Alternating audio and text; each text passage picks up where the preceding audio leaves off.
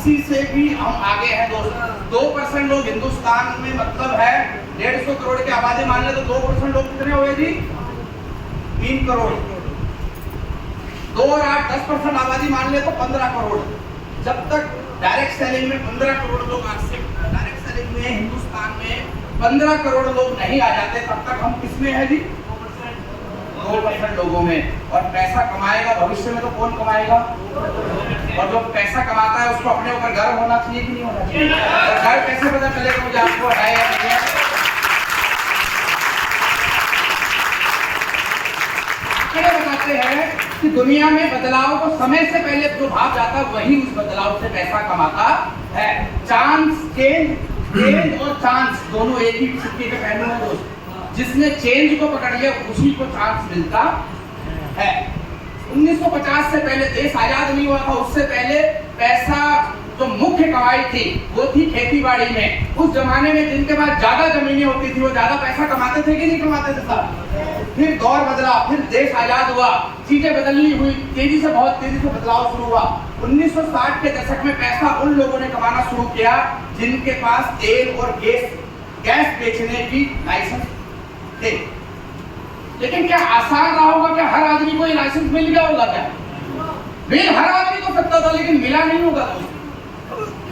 मुझे याद है मेरे दादाजी फ्रीडम फाइटर रहे और एक जमाना था जब उन्हें सरकार की तरफ से पेट्रोल पंप अलॉट किया जा रहा था तो उन्होंने बोला भाई क्या करेंगे इसका लेके? आधा किला जमीन लगेगी क्योंकि आज हर घर को पेट्रोल और गैस की जरूरत है दिन में। लेकिन आज से 60 साल पहले किसी को पेट्रोल की वैल्यू नहीं पता थी, किसी को गैस की जरूरत नहीं थी। आज हर आदमी को जरूरत है या नहीं है? आज हर आदमी को जरूरत है गैस और पेट्रोल की।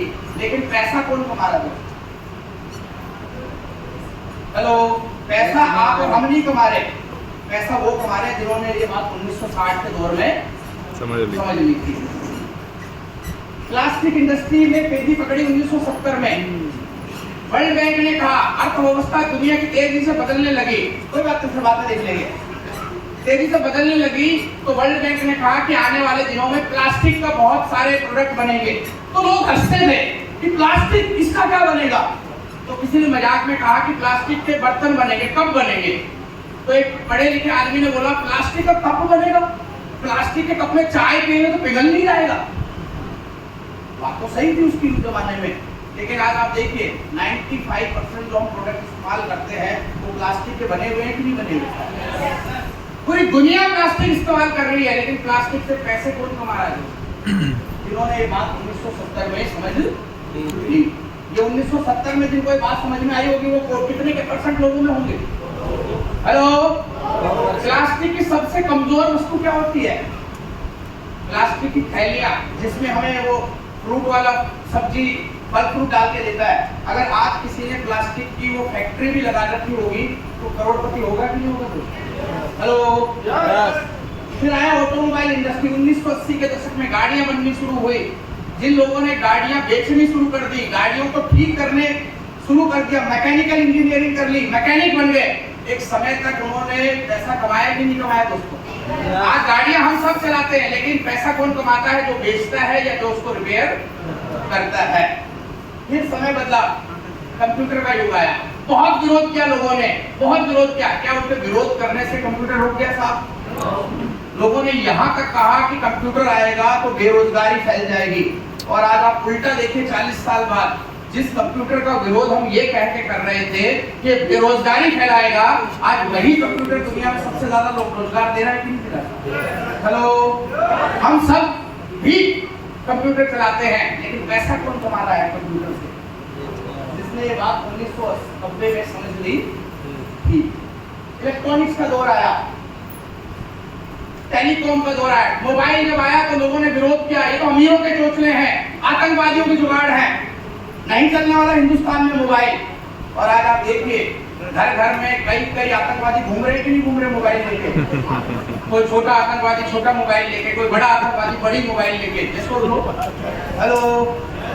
और अब जो अगली क्रांति है वो कौन सी है साहब?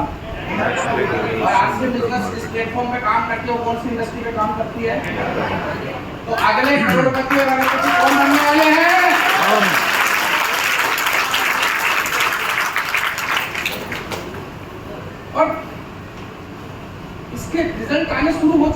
देखिए आज की डेट में जितने बड़े ब्रांड हैं वो सब एक पावर पे काम करते हैं, पावर ऑफ नेटवर्क पे।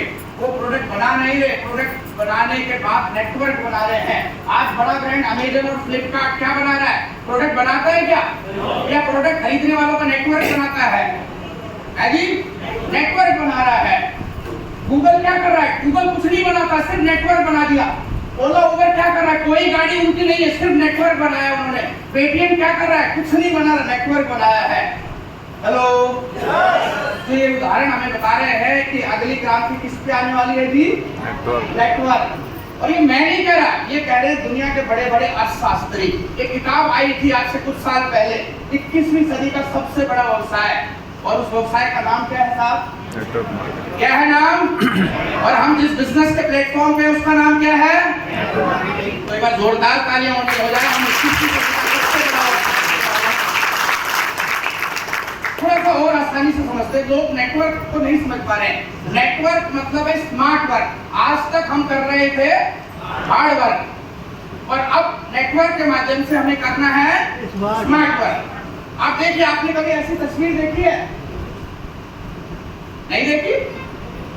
आज से 20 साल पहले एक आदमी ससुराल जाता था तो ऐसे ही लाद के ले जाता था, बैठा था, बड़े वाले सूटकेस यहाँ पर और एक घोड़ा यहाँ पर, हार्ड वर्क करता था।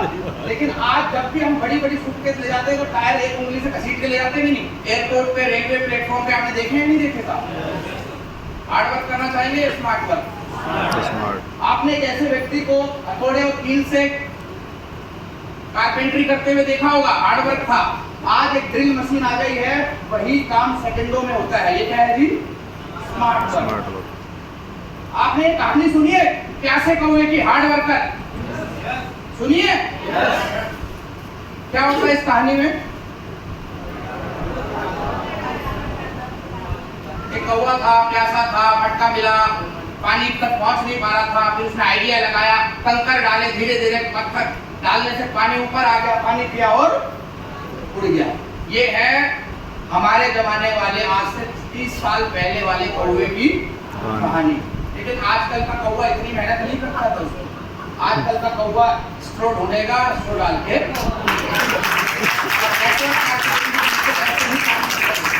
जो काम आप सालों से नहीं कर पा रहे हैं, जिस काम को करने के लिए आपको 50 साल लग जाते हैं रोज, उस काम को अगले 5 साल में आप कर सकते हैं, अगर आपने नेटवर्क मार्केटिंग की पावर से काम किया। और ये मैं नहीं कह रहा, ये कह रहा है दुनिया के सबसे कुछ चुनिंदा सफल लोग। ऐसा नहीं है कि मैं कह रहा हूं, ये कह रहा है दुनिया का सबसे अमीर आदमी बिल गेट्स इस बात की सिफारिश कर रहा है, दुनिया का सबसे पावरफुल आदमी जिसके एक ट्वीट पे, एक मैसेज पे मार्केट अप डाउन हो जाते हैं, दुनिया में इधर से उधर लड़ाई होना शुरू हो जाती है।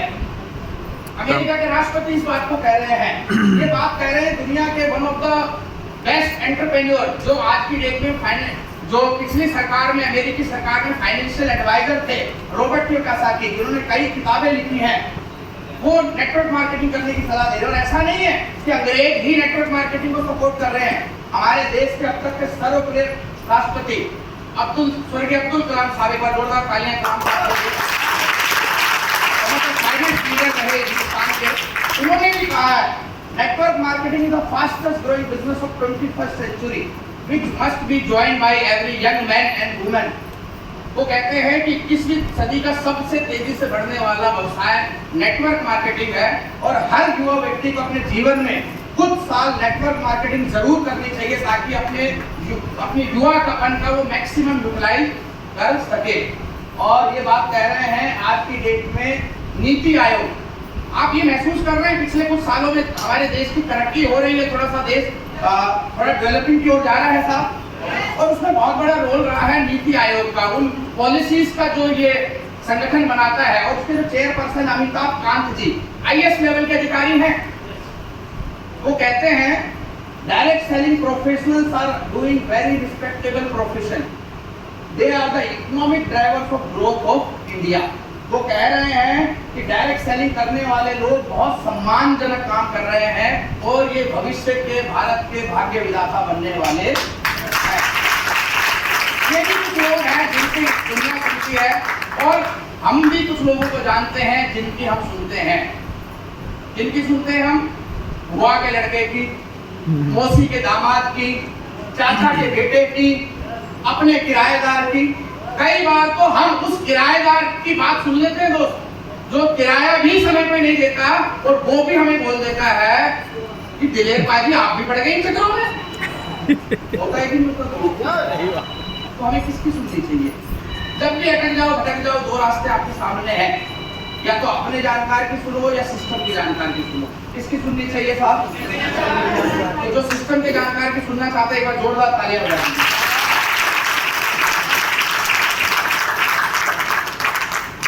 आगे बढ़े। तो सिस्टम के जानकार क्या कह रहे हैं? धंधे में दम है। अब सब देखने का नजरिया है दोस्तों। धंधे में तो दम है, लेकिन बाहर क्या सभी लोग ये बात मानते हैं? सभी लोग नहीं मानते। कुछ कहते हैं बढ़िया काम है, कुछ कहते हैं ठीक ठाक काम है, और कुछ लोग कहते हैं ये भी कोई काम है। तो वो लोग गलत नहीं है, गलत हम भी नहीं है दोस्तों। ये सिर्फ देखने का नजरिया है। ये क्या है? इधर वालों के लिए फिक्स है, इधर वालों के लिए ना ये गलत है ना ये गलत है। सिर्फ देखने का नजरिया है। जिसका नजरिया पॉजिटिव होगा ये बिजनेस उसके लिए पॉजिटिव है, और जिसका नजरिया नेगेटिव होगा उसके लिए बिजनेस नेगेटिव है। आपका पॉजिटिव है या नेगेटिव है? मैं अपने नजरिए की बात करूं तो मैं इस धंधे को मानता हूं दुनिया का सबसे आसान और सबसे बड़ा काम। कोई इसे मेंबर बनाने का काम मानता है, कोई इसे नमक नमकीन बेचने का काम मानता है, कोई इसको साबुन सोडा बेचने का काम मानता है, कोई मेंबर बनाने का काम मानता है, कोई चेन बनाने का काम मानता है, कोई डिस्ट्रीब्यूटर बनाने का काम मानता है। मैं इसको क्या मानता हूँ? दुनिया का सबसे बड़ा और सबसे आसान काम। जानना चाहेंगे? yes. दुनिया का सबसे आसान और बड़ा काम है दोस्त। क्यों आसान है पहले इसको समझते हैं हम। क्योंकि ये एक ऐसा काम है जिसे हर कोई कर सकता है। आज आप देखिए, बाहर डॉक्टरी कौन कर सकता है? जिसे डॉक्टरी की पढ़ाई करी है। वकालत कौन कर सकता है? जिसने वकालत की पढ़ाई करी है। इंजीनियर कौन बन सकता है साहब? जिसने इंजीनियरिंग की पढ़ाई करी है। यहाँ तक कि आपकी और मेरी साइकिल भी अगर रास्ते में पंचर हो जाए ना, तो वो भी आम आदमी ठीक नहीं कर सकता, उसको भी वही ठीक कर सकता है जिसने उसका काम किया। यस और नो? लेकिन आप सिंपलिसिटी देखिए इस बिजनेस की, खूबी देखिए आप इस बिजनेस की, कि इस बिजनेस में एक डॉक्टर भी जुड़ता है, कामयाब हो जाता है, एक वकील जुड़ता है, कामयाब हो जाता है, एक इंजीनियर जुड़ता है, कामयाब हो जाता है, एक टीचर कामयाब हो जाता है, एक सब्जी बेचने वाला कामयाब हो जाता है, एक रिक्शा चलाने वाला कामयाब हो जाता है, और तो और एक अनपढ़ किसान भी इस बिजनेस में जुड़ता है और लाखों करोड़ों रुपए महीने की कमा लेता है। इसलिए नहीं कि वो लोग स्मार्ट थे, बल्कि इसलिए क्योंकि ये काम आसान है। और आसान काम हम कर सकते हैं कि नहीं कर सकते साहब? हेलो, आसान क्यों है? मेरे कहने से आसान नहीं है, इसके लॉजिक को समझिए। आसान इसलिए है कि आपको करना क्या है? 1% रोल आपका है, 99% रोल किसका है जी? कंपनी का, सिस्टम का। 1% रोल आपका है, 99% रोल कंपनी का है। कौन कौन सा? इन्वेस्टमेंट किसने कर रखी है? 1-2 हजार नहीं है दोस्त, लाखों हजार रुपए, 20,000 करोड़ रुपए किसने लगा रखे हैं? आपके पास जो 25 रुपए की साबुन पहुंचती है ना दोस्त, उस 25 रुपए की साबुन को बनाने के लिए पहले 25 करोड़ रुपए की फैक्ट्री लगी होगी कि नहीं लगी होगी? 1 रुपए का जो शैम्पू पाउच आपके हाथों में आता है, उस 1 रुपए के शैम्पू पाउच को आप तक पहुंचाने के लिए पहले करोड़ों रुपए की फैक्ट्री लगाई होगी कि नहीं लगाई होगी? किसने लगाई है साहब? इन्वेस्टमेंट किसने किया है? कंपनी ने। प्रोडक्ट की प्लानिंग कौन कर रहा है दोस्त? कौन सा प्रोडक्ट लाना है, कब लाना है, इसकी प्लानिंग कौन कर रहा है? कंपनी कर रही है। रॉ मटेरियल, कच्चा माल कौन तैयार कर रहा है? रेट अचानक बढ़ जाते हैं तेल के, हमारे प्रोडक्ट के रेट कम बढ़ते हैं, धीरे धीरे बढ़ते हैं। क्यों? क्योंकि कंपनी ने पहले ही कच्चे माल की तैयारी कर रखी है। प्रोडक्शन की जिम्मेवारी किसकी है? दिन रात फैक्ट्रियां चल रही हैं दोस्त। आपने कभी उठ के देखा रात को साबुन बन गया कि नहीं बन गया? आप तो साबुन यूज खरीद के लाते हैं, फाड़ के यूज कर लेते हैं, लेकिन उस प्रोडक्शन की प्लानिंग आप नहीं कर रहे। कई बार मैं लोगों को बोलता हूँ, लोग कहते हैं सर इसमें कौन सी मुश्किल है? पिछले साल कंपनी ने एक साल में 170 नए प्रोडक्ट लेके आई। 170 जी, एक साल में कितने नए प्रोडक्ट आए जी? 170। और दिन कितने होते हैं एक साल में? 165। यानी हर दूसरे दिन एक नया प्रोडक्ट लॉन्च हो रहा है दोस्तों। आप देखते देखिए कंपनी की तैयारियां देखिए। उस कोरोना काल में जब बड़ी बड़ी कंपनियों ने, बड़े बड़े ने अपने प्रोडक्ट की सीरीज को कम कर दिया।